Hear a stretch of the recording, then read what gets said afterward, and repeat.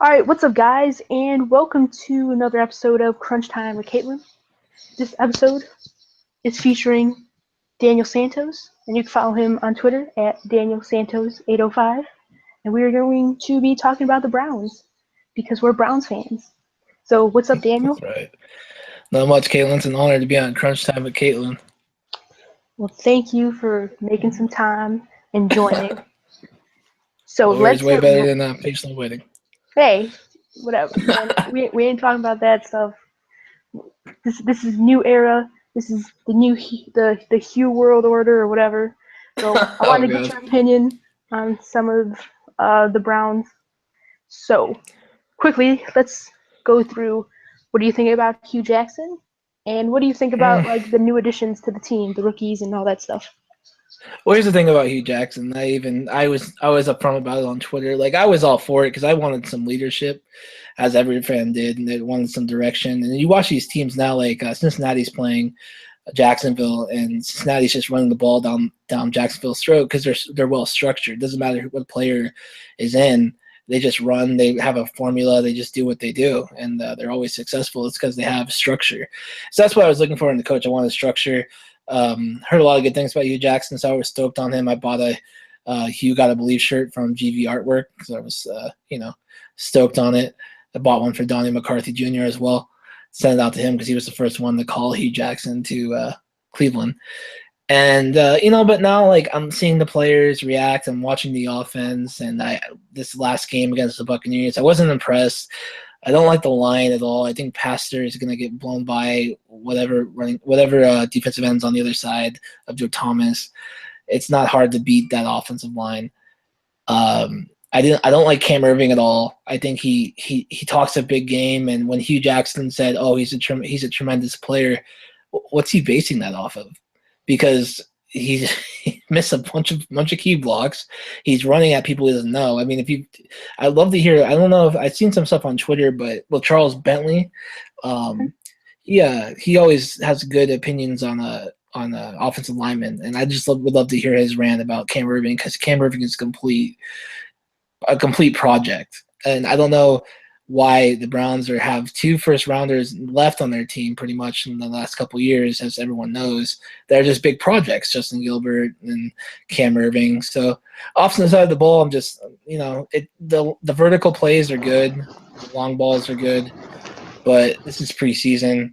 I mean, Pryor blowing past Trufant, that was good. But, I'd love to see Pryor run a couple dig routes and get hit over the middle and see how he reacts after that.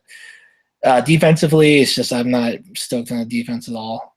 I like Nassib a lot. I like how he doesn't quit. I like how he just runs after replay.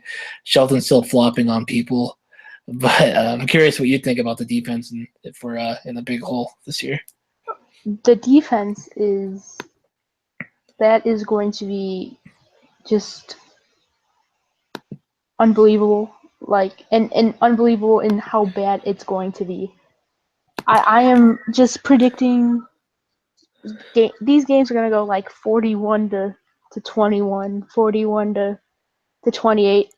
And I kind of hope that, well, not really hope, I would say, hey, if you have an opportunity to draft one of these Browns wide receivers, you might want to do that because there's going to be a lot of garbage time yards with them. But defensively, I mean, I like Nassib a lot. I like Agba.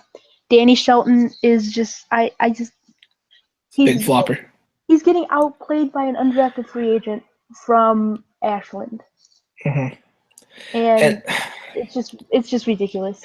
Part of the problem is sorry, I didn't mean to cut you off. Part of the problem I think is like during the off season, like I don't remember if you remember a couple years ago when what was it with the Defend the Lake or it was like locked down the lake. Locked down the lake. And I went into the season like all on Pettin last year, and I was like, man, we're gonna have such a good defense, emphasis on defense, and we're gonna have Hayden back, and we're gonna have K'Wan Williams is gonna step up, Whitner, and what happened? We faltered. And the thing is like I feel like Browns, PR people, which I just want to say I think they do an awesome job. I get content every day on YouTube. I get to watch their Browns daily stuff on YouTube, which is great because I live in California. But they hype up everybody. So they've been hyping up Danny Shelton all off season about his workouts and he ran a 5K or something with his girlfriend. I think I have that right.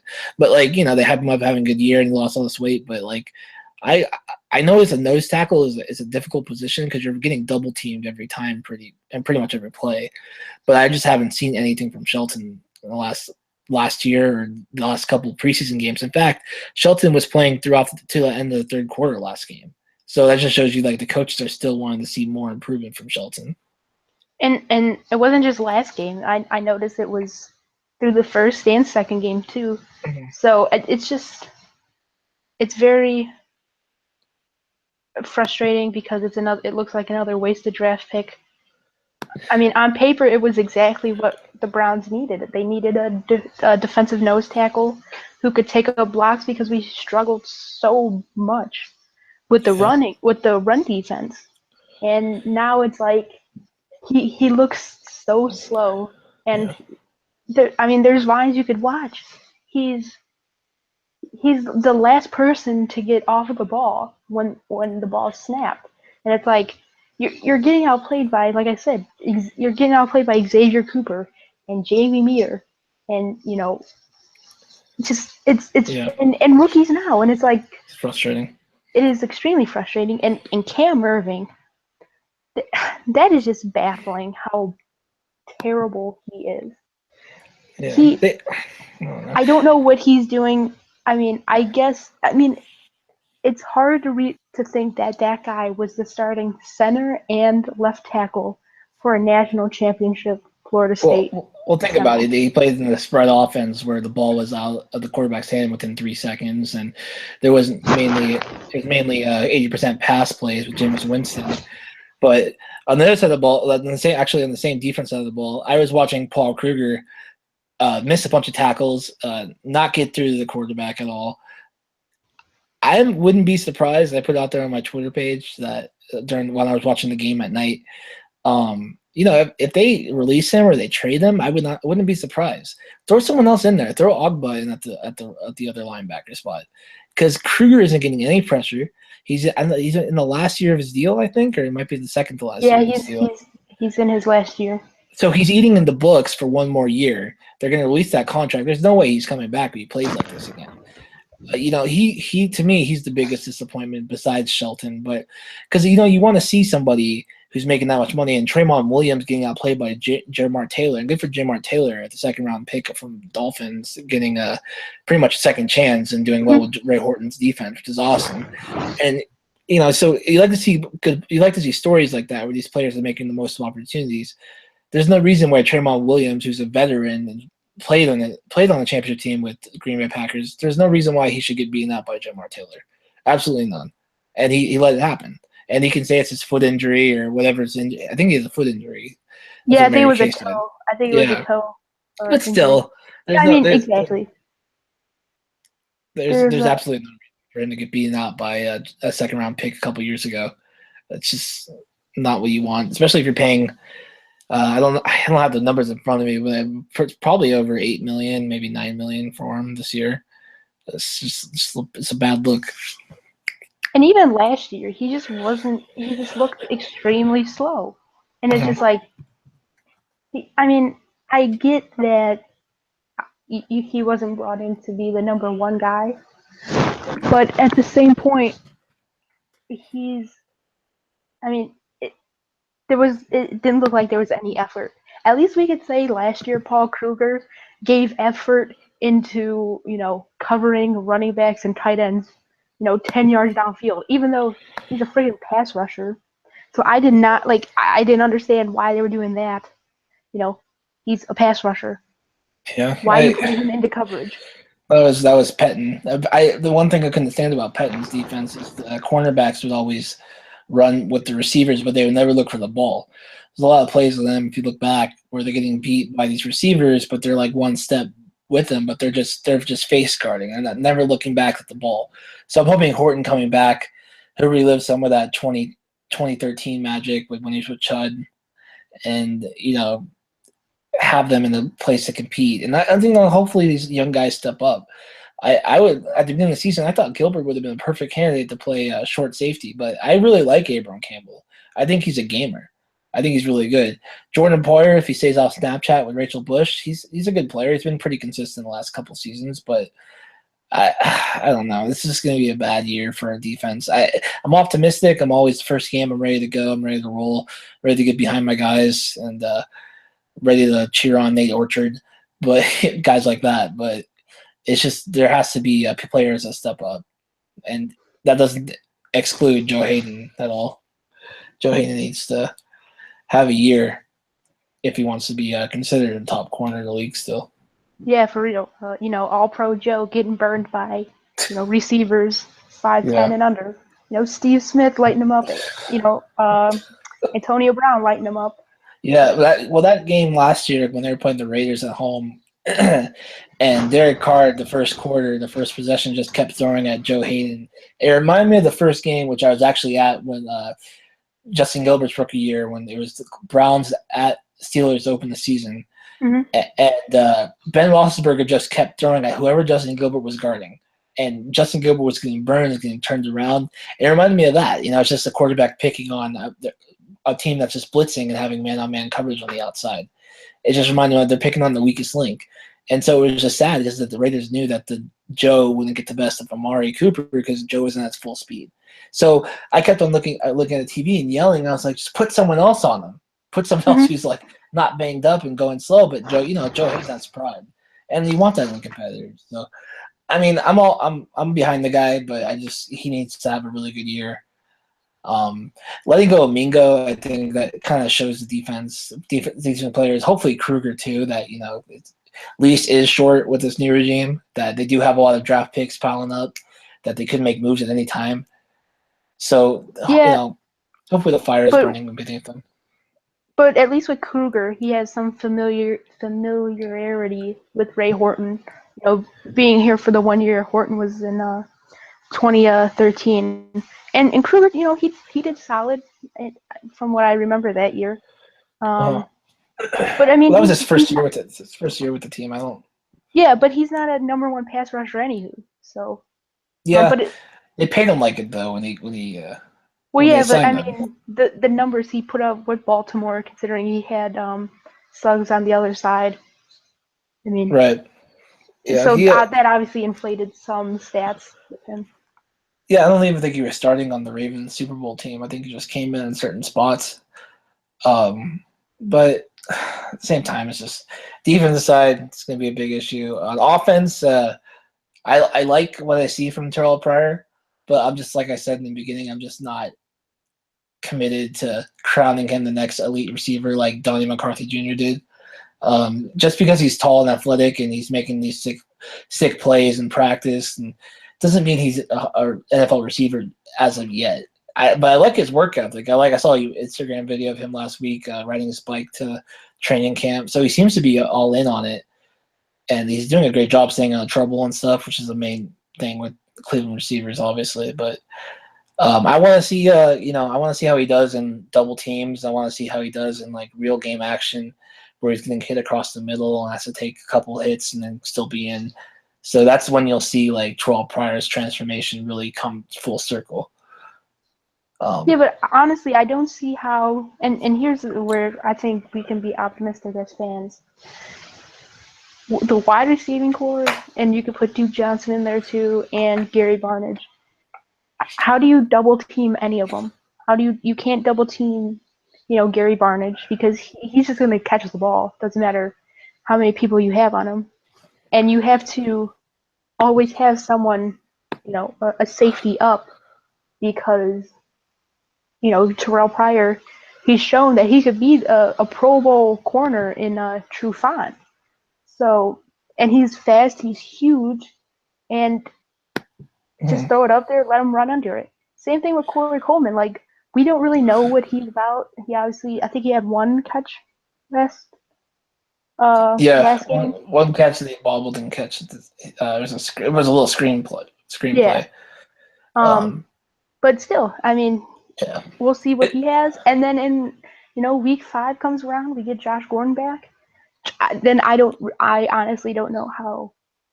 You're going to have to basically come out with an all-out blitz just just to put pressure into Yeah. RG3's face, because obviously the right side of the line is going to be not good. I mean, you hit on Pastors and Cam Irving. I mean, he's getting outplayed again. Another first round pick that's getting outplayed by an undrafted free agent Right. with Matthews. So it's frustrating on those aspects, but Yeah, optimism is riding high for oh sure, yeah, and that's what there's you a lot need of teams. that's what we need as fans, Oh yeah, especially even this team across the last couple of years. But at the same time, though, it's like here's my take on really good Browns fans. There's Browns fans like me who we're optimistic and we think we're the week one. We put on fantasy, we put the Browns defense, we put the Browns quarterback, we put the Browns running back. We're going all in on our guys. We think we're doing great. We're thinking to burn out Philadelphia's defense. And then there's Brown fans that I've been the Cleveland Browns first energy stadium with around that are like, oh, they suck. What are they doing? They're just waiting for them to fail. mm-hmm. So it's good to have the optimism, and it's good to have the fans come out to training camp and sit in rain, waiting for them to come. It's good to have fans like Donnie McCarthy who will complain on Twitter when they cancel their training session. It's he called this offense. He's so high, and I can't even quote his memorable quotes about how good Hugh Jackson's going to be in our offense. I think he said offensive juggernaut on here. But you have to at the same time, while you have this optimism, you have to just be realistic and just prepare yourself like that. It's not going to be what you think it's going to be right away. And I think that's the best part about being a fan is that you get to see your team struggles, you get to see your team's triumphs, you get to see people come in and make the team better. I mean, how great it is it like in baseball when your baseball team gets a really good player and then they make a push to the playoffs. Like I'll never forget Manny Ramirez when the Dodgers traded for him in 2008, and how cool it was to see Manny Ramirez single-handedly have like the biggest impact on any baseball team. And I can imagine. I mean, I can remember. I'm sorry, to make the playoffs and make the National League championship. I mean, it's just cool to see. Like, it's cool to be a fan like that, not like a front runner Warriors fan. All the Warriors fans now were Laker fans back in 2011, but that's a whole other issue. But it's just cool to have that optimism for sure, and you need that optimism, especially to follow this team. Yeah, especially the Browns. I mean, but there is kind of a the is it the blind leading the deaf, or the deaf leading the blind, or whatever that saying is when it comes to the Browns.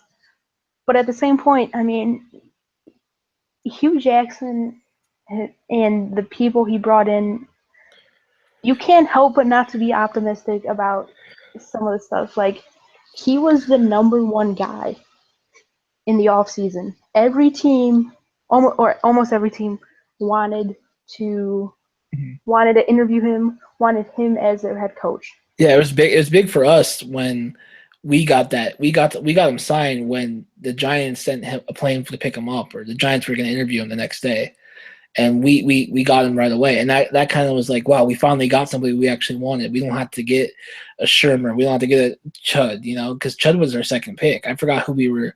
Oh, it was Chip Kelly. Chip Kelly, yeah, that's right. We had those 7-hour lunch meetings with Chip Kelly's fat face, but. That was a big get for us. I remember that was like, wow, we got Hugh Jackson wants to come coach the Browns, and they got rid of that stupid play like a Brown thing. And there was you just want structure, and he's going to bring structure. So, I mean, it gives you a sense of pride that your team's getting the guy you want. So that was big. Trying to think, Ray Horton. Did Ray Horton have any head coaching interviews this past off season? Or I don't believe he did. You know what? Yeah, he was interviewed to be the Titans head coach. Okay. Because he was their defensive coordinator, but they went with their offensive coordinator / interim head coach from last year when they fired was it Mike McCarthy or Mike Mularkey? It was Wisnhut and Mularkey. Oh, so they fired Mularkey. Yeah. But Yeah, I don't know. If Ray Horton can turn this defense into a top 10 defense, there's no reason why he's not a head coach the next season, because Ray Horton deserves the head coaching job. And I would have thought the Browns would have interviewed him for the head coach position if they didn't get Hugh. But I don't know. If Ray Horton could pull a miracle, for sure he's getting a head coaching job somewhere else. I think you, and that is a small risk with having Ray Horton as your defensive coordinator, because he is always, it seems like every year he's in that list of potentially being a head coach at some point. So I mean, kind of. I mean, that's the only down with Ray Horton. I think everywhere he's went. I mean, even last year and the past few years in Tennessee, Tennessee wasn't that great, and the players they brought in, they definitely they tried to Brought change. Terrence West. Well, I mean, but I mean defensively, they're definitely you know I can't think of, they're on the rise, and Yeah. having bringing in Ray Horton, bringing in uh, Dick Duran as the senior or senior defensive coordinator or whatever, it it definitely helps, and I'm excited to see what the what the Browns could do. At least I mean, defensively we know it's going to be bad, but it's going to be nice to see guys grow in a system Right. That's and the thing not just too. pick and Sorry. pick guys from free agency Right. and try to fit That's players not where they really. don't work. Yeah, that's not really today's NFL, anyways. You don't see any big time players signing free agency. Like we got Demario Davis. Demario Davis started for the New York Jets. He led the team in tackles, or he's second on the team in tackles, either one or two. But the Jets didn't value him that much because of his age. So the only players you'll ever get in free agency are older players towards the end of their career, right in the middle, that don't have a significant value, such as like a receiver or a quarterback, because they get the franchise tag, where they can tag them for a year at the highest amount, and then they can negotiate that deal within that year that they're franchise tagged. So you don't really see it that much, and the way the Browns have all these picks next year, and they have these all these picks that they had this year. I'm curious to see on Tuesday. We can get into, if you want, the cuts, Oh yeah. because I feel like some players we even signed for free agency could be cut. I feel like Raham Moore can be cut. I feel like a player we had last year on special teams. He's just a special teamer. He had a touchdown in the Monday night game against the Ravens. Marlon Moore. He could be cut because you might want to keep Gabriel, because Gabriel is a good route runner. He's quick and he's really good on punt returns. So I don't. It's And you drafted how many wide receivers? Like exactly. some So of these guys got to make the team, or that's what I'm really curious to see what they do, because I really like Jordan Payton, and it's not just because he's from the 805, but I really think he's a solid receiver. He just needs some time to develop. Rashard Higgins, I'd like to see more from him. And Ricardo Lewis, I feel like he's a Greg Little type. I feel like he's a huge athlete, but I don't feel like he has the hands. Or at least I don't see him. I haven't seen enough of him. But he feels to me a little bit of Greg Little, to be like super huge, a good run blocker. I saw him on special teams during the first game before he got hurt. He was getting down the field pretty fast. But I'm just curious with those three guys that they drafted in the later rounds, Higgins, Lewis, and Peyton. I'm just curious of those three, if one of those three gets cut come Tuesday. maybe. I mean, maybe Higgins, or not Higgins, Ricardo Lewis, just because he really hasn't played. He is a big guy, but at least he played wide receiver and a lot of wide receiver at Auburn. It wasn't like Greg Little. I believe he played running back the first few years. Yeah, So but the Auburn offense is a spread based offense based on options. So yeah, but I that don't is know. true. But I mean, he can catch the ball. He has fairly solid hands. I feel Um, like of those three, like the dream scenario would be for the team would be to keep maybe one of them on the active roster and try to get two of those players on the practice squad at least. well, And I think Higgins is going to make the team, and I think Peyton might, but it will be because of what he does on special teams, because that's basically one of the reasons why they brought him in. They brought him in because he's a big receiver and he's willing to do what Marlon Moore does, and if he could be a better right, Marlon Moore, then you know. But I have to say, what Moore did last game, running from basically the other side of the field on that punt return touchdown, and almost caught yeah. the returner. I mean, that doesn't get lost with coaches. See, You know, I was watching that at Game Pass. I had the Game Pass, so I had the Tampa Bay broadcast. So I didn't get to hmm see Hugh Jackson chew out Andy Lee for not running yeah, out. yeah. He just kind of looked at him. He got pissed off. Like he had this Yeah, like pissed look. But I'll be honest with you. it is preseason, That's what I'm but saying. It's you don't want your punter to get hurt in his right. third preseason game. So I'm not really Yeah, I mean, critical I about can it. understand that, but then you see Marlon Moore, who's probably fighting for a position on his team, lay out like that, Then again, full but I effort. mean that is the difference. It's a Yeah, fringe player against your starting punter, right. who, yeah, you only gave up a seventh round pick for, and honestly, that's probably Ray Farmer's best acquisition. But uh, at the same time, he's really good. He's one of the best punters in the mm, league, and you can't debate it. This because the statistics say so. So right. Well, also wondering maybe if Chris Tabor told him, just be smart, don't. yeah, But then you saw the second punt where he got in there and he tried to make a player. He cut somebody. He stopped somebody's cut, I think. mm, So I mean, I wasn't mad at that, but it was it's good. I love preseason football because you see these players who aren't going to be on the team, who have very little hope of making a practice squad, compete and play hard, and sometimes they play harder than people who play on Sundays. Because sometimes these players, I'll never forget one year, I think Asmani Kitchen, defensive tackle. oh yeah, yeah, yeah. There's one play, it was probably 2011, 2012, but he went up with the center, and the center let go because he was on the screen, and the center was running towards the right side for the screen, and Amazi Kitchen just like started jogging. He wasn't even going after the screenplay. He could have got him, could have maybe stopped him for a 3 yard gain, but then the running back went for a 20-yard gain. Mm. And it just made me so mad because I was like, how many defensive tackles were out there that would be willing to get up after the center brushes them off for a screenplay, just charge at the running back. You just gave up on the play. But it's just the mind of an athlete, that's for sure.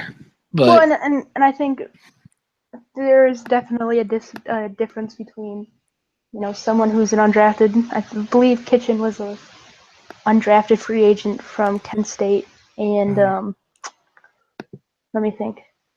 And at least someone like Danny Shelton and Cam Irving, it's not like they're not trying. They are right, definitely trying, but it's they're just like trying. they're just not good. And it's just sad. At least from you just watch the game. It's just like what is Cam Irving doing? He's just running around with it looks like with his head cut off. Trying to find someone to block, and it's just like just stay in your lane, and you should be okay.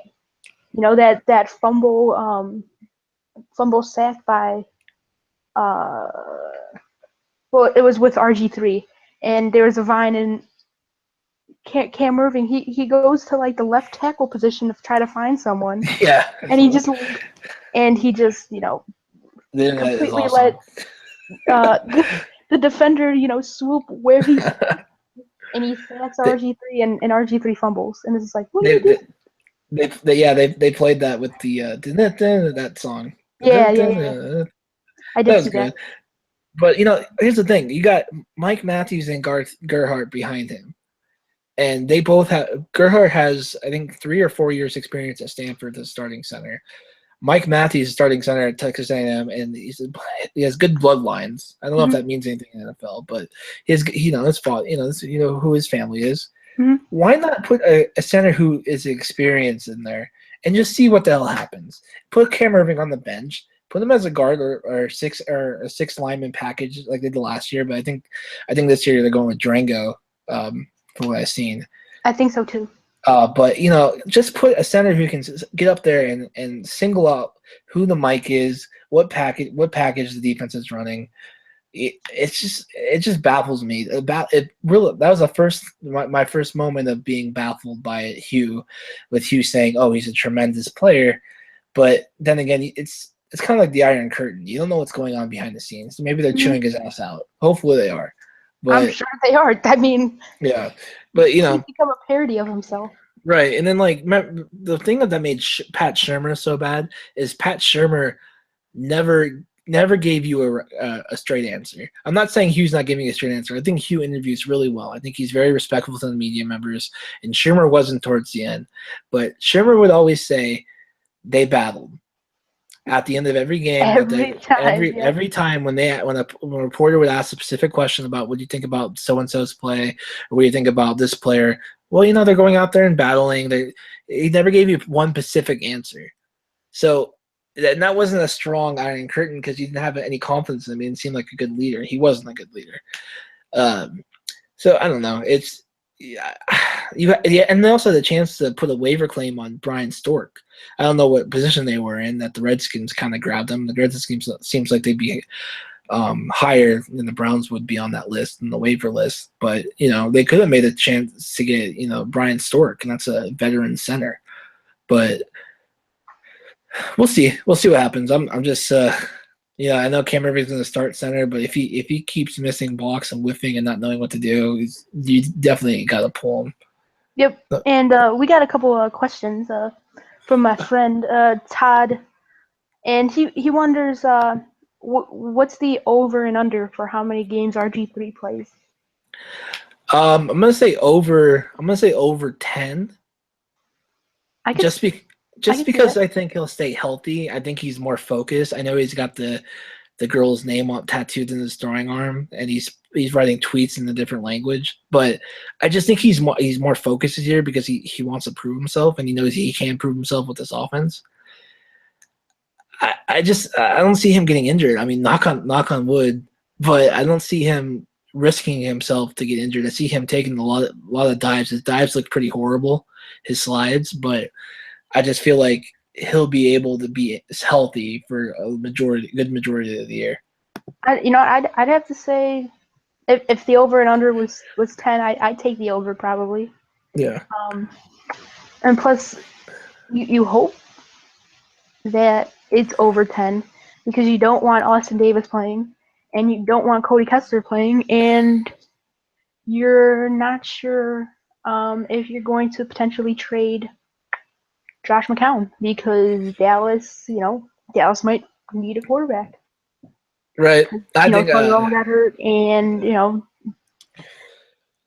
with Dallas, with Dallas, I think they might ride with Prescott, even though he's playing vanilla defenses and everyone's hyping him up to be next best thing. Mm-hmm. That's including you, Donnie, and Painesville. But think about our depth. I think Austin Davis. I think he's done. That's not our current organization front office move. That was Ray Farmer signing him. I remember how stunned I was when they signed him to a 3-year deal. Mm-hmm. I didn't understand that at all. So I think he's gonna be gone. I think they're gonna try to sneak Kessler on the practice squad. I don't think anyone grabs him, and he'll be a good developmental quarterback for Hugh because Hugh said you gotta trust me. Okay, Hugh, I'll trust you on Cody Kessler. I mean, I don't mind him. And Josh plus McCown. He was an extra third-round pick, so it's like right. Even if he doesn't, if you have the number 1 overall pick next year, or if you have 2 top 5 picks with the Eagles, because I don't know if you've seen today they cut Ruben Randall and Chris Givens, so they're going completely young, and I expect them to win 4 games, so potentially we could have 2 top 5 picks. Right. And I'm obviously guessing one of them's going to be a quarterback. And what is his name? Cody Kessler. He's you're not gonna take Yeah. Cody Kessler over one of these top quarterbacks in the draft next year. Yeah, it's interesting because if RG3 hits and you have Cody Kessler next year and Cody Kessler's a backup, and then you see the same situation that Dalton and McCarron have, or any other young quarterback behind the court, you have value in the quarterback that maybe someone wants to come and give you a 6th-round pick for. So you still have value for the guy. If they get these 2 high draft picks I'm pretty sure the Eagles will be pretty horrible this year. I haven't really looked into it too much, but I think their new coach, you don't bring in a West Coast offense to Philadelphia. It just kind of seems cliche to me. I don't know, but I feel like you can package your 2 picks to get if you feel like the guy from Clemson's your guy, then you package those picks no matter what, and you get that guy, and you end the quarterback misery here.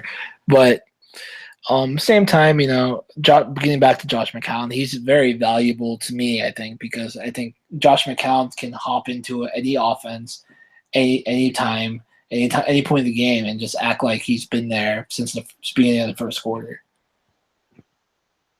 No, So yeah. he'll definitely be a good coach someday too.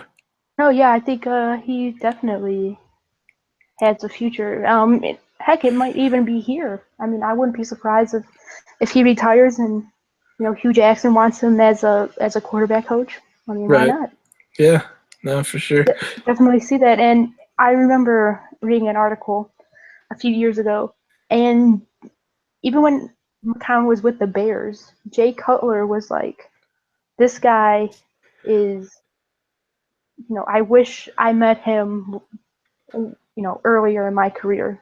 Right. And Jay Cutler's known for being kind of an ass, and apparently it helped him change or whatever. So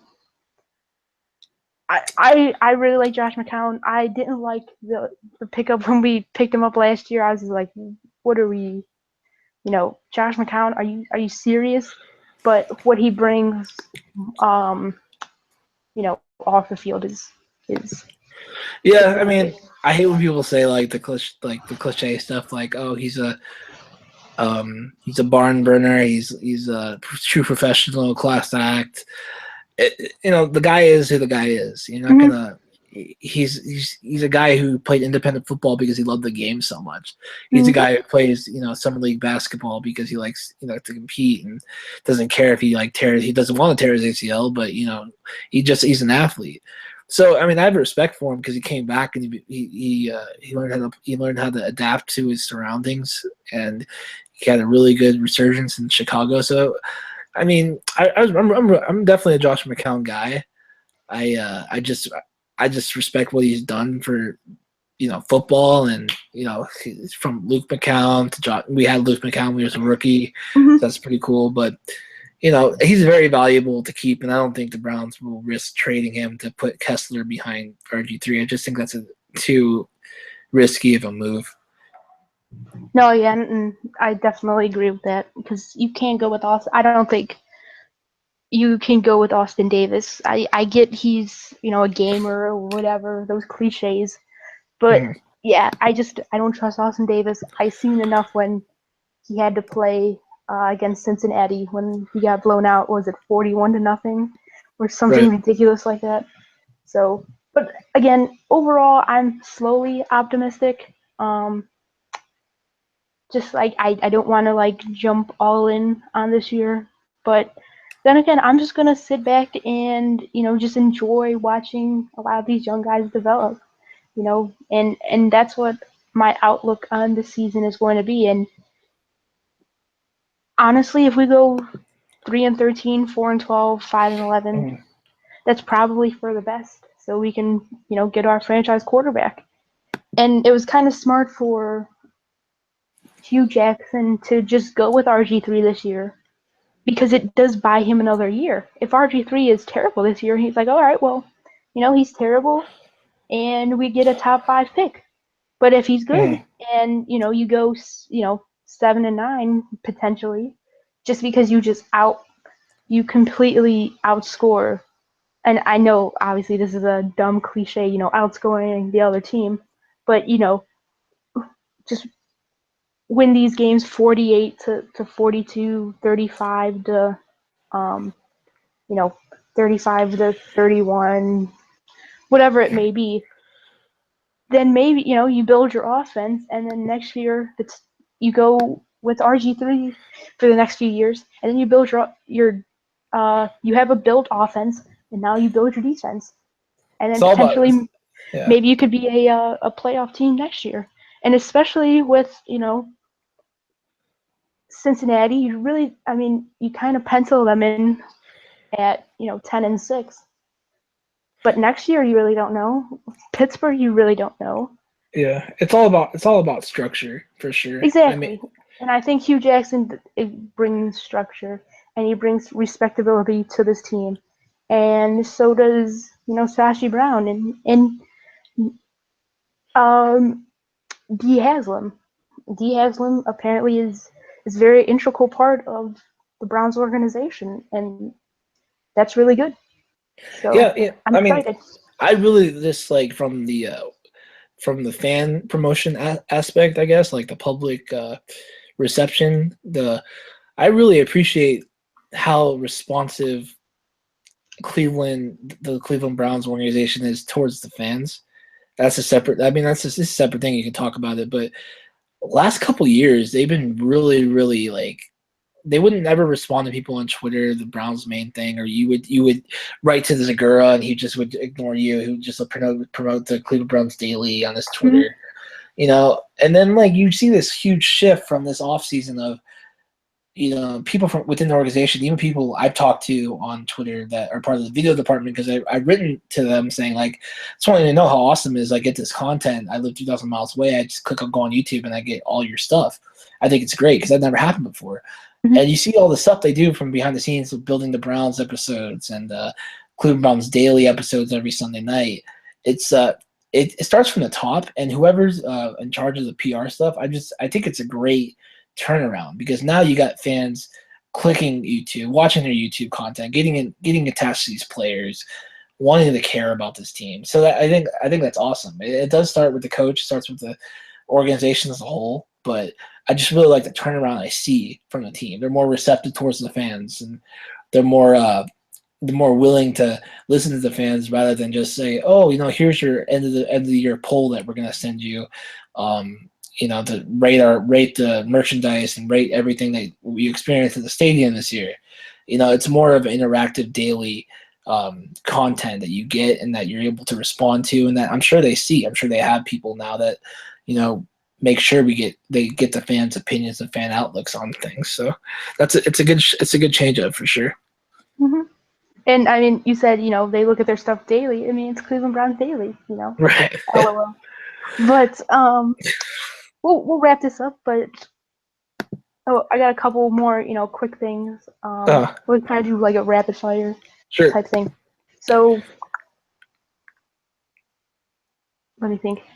What is your prediction for this year? So I am an optimistic fan. I want them to go like 14-2, obviously, but that's not going to happen. I would like to see a 7-9 record. I like to see them compete every game. I want to be interested to the point I'm not worried about draft position in December. Mm-hmm. I don't want to think about the draft in December. I want to be interested every game, because football is a great sport. It's great to watch. I'm sick of watching the Patriots win. I'm sick of watching, the Cowboys since we live in Southern California, we get all the Cowboy games. Hopefully that'll change with the Rams. But I'm just sick of all these teams that always go through and they win all these games. I want to be interested in my team 24/7. Mm-hmm. Wait for be stoked for every game. If you're not stoked for every game, if you don't care, if you wake up and say, whatever, here it's 10 o'clock, so you can wake up at 9:30 and be like, okay, I'm gonna watch the game, not really be interested into it. No, I want to wake up at 8 o'clock in the morning, get breakfast, get pumped for the game until December. So as long as they keep me interested, because they're competitive every game, that's all I really care about. But I'm gonna say 7-9, 6-10, around there. It pains me to say it, though. All right. So offensive MVP. Offensive MVP. The safe bet would be Barnage, or Duke Johnson, but I'm gonna actually go with Crowell. I think Crowell has a fantastic opportunity to get a new contract because he's up after this year. I think he's on the second, third year of his undrafted rookie deal. Mm-hmm. But I'm gonna say Corral. I think Corral maybe could be a 1,000-yard rusher. A lot of people are high on Duke Johnson's versatility and just want to see how Hugh Jackson uses him. But I think that paves the way for you, Isaiah Corral, to kind of sneak up there and kind of take the spotlight away from Duke. So I'm gonna go on the win and say Isaiah Corral. And defensive MVP. Defensive MVP. I know. I mean, this is they're gonna give up a ton of yards and a ton of points, but there will be one player that just stands out. I'm gonna split that. If there's cool, I'm gonna split the question up in two That's ways. fine. I'm gonna say breakout defensive player. I'm gonna say Jordan Poyer. See Jordan Poyer steps up this year. Defensive MVP though will probably be Demario Davis. I feel like he'll lead the team in tackles. He's the new leader on defense. So I'm just gonna take another safe bet and just say Demario Davis is everything is advertised. Big hits, can call plays in the huddle, leads the team in tackles. Definitely not gonna say Joe Hayden because I don't know what he'll bring this year, but we'll definitely see. I feel like Demario Davis will be the new DeQuell Jackson. That'd be good. Because they play. I mean, there's gonna be a lot of tackles, 8 yards downfield by him, and this preseason, every time I see him, he's doing something. Same thing with Scooby Wright in like the third and fourth quarter. Scooby was just doing, he was everywhere, and I'm just like, okay, I feel you. So that's one player I really hope makes team because I really think he's the next version of Zach Thomas. When Zach Thomas is on the Dolphins, I just think he's just a guy who's just gonna get in every play and gonna be a part of every play. So I definitely hope he makes the team. Yeah, I think he definitely will make the team. Yeah. So. I want to say one thing though, Katelin. I appreciate you having me on. It definitely wasn't a clickbait like some people are saying on Twitter. Guy needs to get over himself. But again, I think you're doing a great job. Keep it up because fan podcasts are really legit. And I tried to do one, but it didn't really work out for me.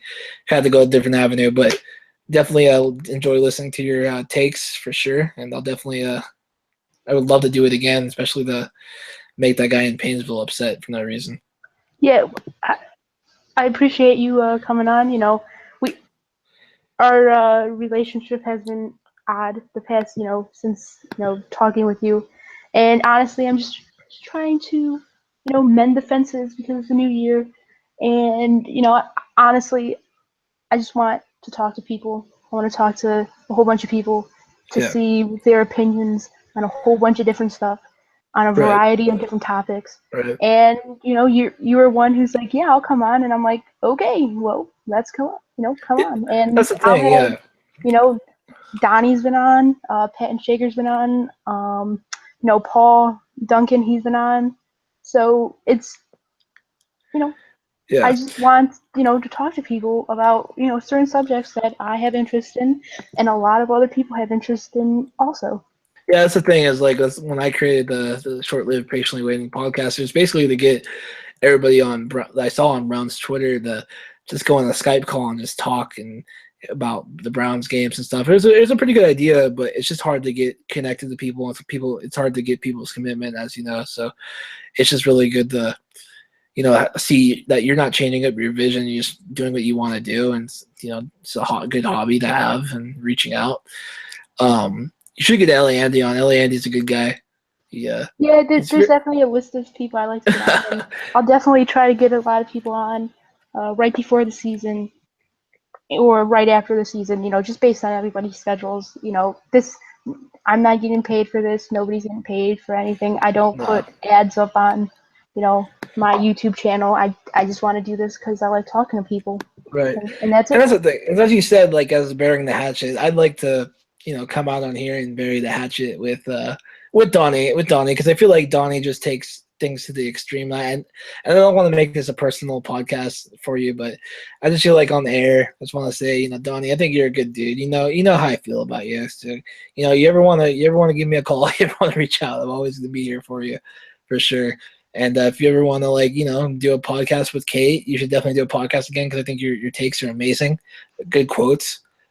So, I just want to add that in there that if any, I think the biggest thing is to bury the hat. It takes a big person to bury the hatchet and say like, hey, the past is the past. Like, so it's definitely a good motto for sure. Yep. And Donnie, I love you. That's all I want to say. See, love wins on Crunch Time with Katelin. We are trying to bring people together. Glorious podcast. So, Right.